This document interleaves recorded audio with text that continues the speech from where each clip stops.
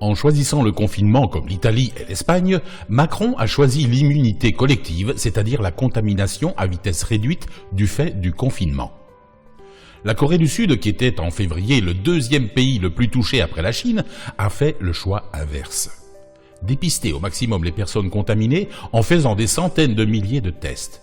Grâce à quoi ils n'ont connu que 131 morts et sont en train de sortir de la pandémie.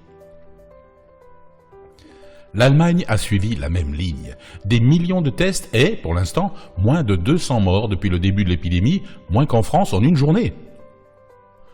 Le choix de Macron fera des milliers, sans doute des dizaines de milliers de morts. Je vous propose de faire le point de la situation entre nous, qui ne sommes pas des hommes politiques, nous qui ne sommes rien.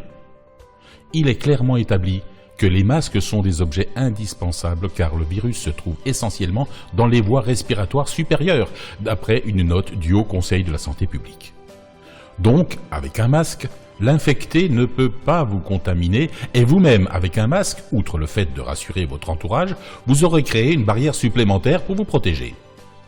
Le second point que soulève ce conseil, c'est que la contamination par les mains n'a pas été prouvée. Mais à mon avis, en précaution, il vaut mieux passer vos mains juste avant de rentrer chez vous. J'aimerais vous citer le contenu de la vidéo d'Eric, un internaute alsacien expatrié à Hong Kong depuis plus de 25 ans, qui témoigne en direct le 31 mars 2020. Vous pourrez retrouver facilement cette vidéo sur YouTube en tapant dans le moteur de recherche « Hong Kong et coronavirus ». Voici le lien à recopier. Mettez la vidéo sur pause et notez-le. Hong Kong est une ville de 7 millions d'habitants. 95% de Chinois, bien sûr, avec une densité d'environ 7000 personnes au kilomètre carré.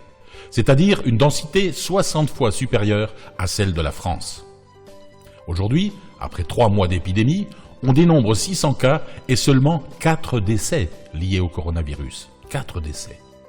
La grande différence avec la France ou les États-Unis, c'est que 100% de la population porte le masque dans la rue. Pas de confinement. Seules les écoles sont fermées. Les magasins, les restaurants, les centres commerciaux sont ouverts. Si on compare avec New York, qui a 8 millions d'habitants, on y décompte jusqu'à 500 morts par jour. C'est dramatique.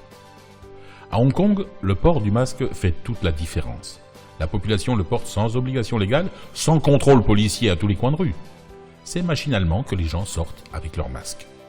L'Alsace, qui n'a qu'1 600 000 habitants, soit une population de 220 habitants au kilomètre carré, soit 40 fois inférieure à la densité de Hong Kong, compte environ 500 morts à la fin du mois de mars. Ce port du masque par tout le monde fait toute la différence, car cela limite la progression et la contamination. Pour en revenir à la manière dont nous devrions combattre cette maladie, il a été constaté que les soins à l'hydroxychloroquine, plus azithromycine, doivent être appliqués en début de maladie et non lorsqu'elle est bien avancée. Le professeur Raoult l'a dit depuis le début, alors que le ministre, largement moins compétent que lui, a ordonné qu'il ne soit appliqué que dans les cas graves, ce qui est complètement idiot car ça ne servirait strictement à rien. Pour en venir au personnel hospitalier, on constate qu'ils sont généreusement mis en valeur par de belles phrases, félicités, applaudis aux fenêtres tous les soirs. Pourtant, il n'y a pas longtemps, l'État, avec Castaner en tête, les a fait copieusement rosser par les matraques des CRS, les gaz lacrymogènes et les projectiles de LBD. Ces gens ne faisaient qu'essayer d'attirer l'attention sur leurs conditions de travail déplorables, leur salaire dérisoire et la décrépitude des hôpitaux. Bien sûr, on ne les a pas écoutés et voilà le résultat. Quelles sont les responsabilités de Macron et de son prédécesseur? Regardez cette image.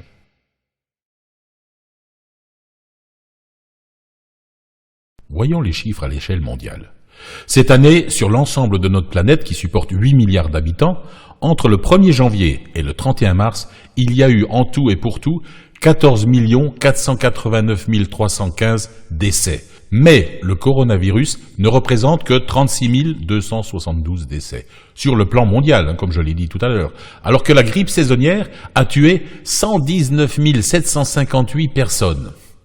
Le coronavirus a donc tué 3 fois moins que la grippe.